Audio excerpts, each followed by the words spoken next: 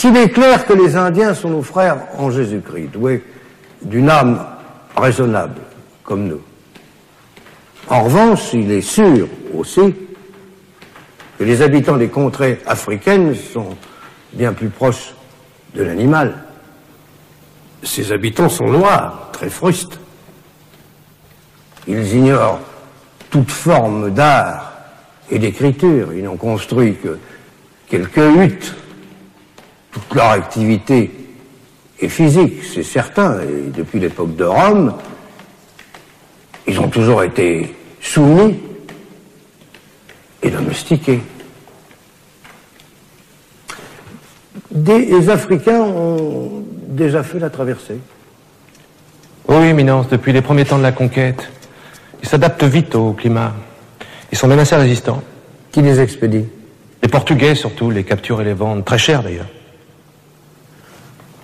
Je ne peux évidemment que le suggérer, mais pourquoi ne pas les ramasser vous-même en quantité suffisante? Vous auriez assurément une main-d'œuvre robuste et encore moins dispendieuse. Je suppose qu'en Afrique, ça se trouve facilement. Leurs rois eux-mêmes les vendent. L'Église ne s'opposerait pas à ce genre d'expédition? Pourquoi voulez-vous qu'elle s'y oppose? Est-ce que le roi d'Espagne s'y oppose? Éminence, cela risque de devenir très rapidement un grand commerce et de conduire à tous les abus. À des guerres, à des révolutions.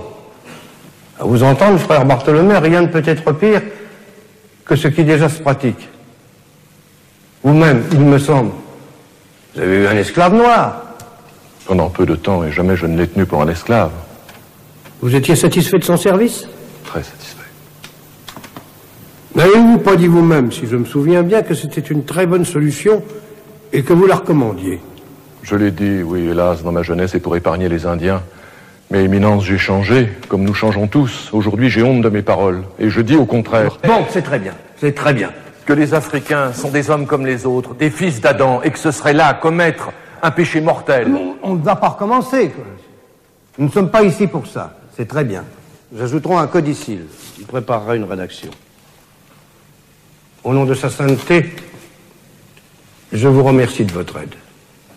Rendons grâce à Dieu d'avoir été parmi nous jusqu'au dernier moment. In nomine Patris et Filii et Spiritus Sancti. Amen.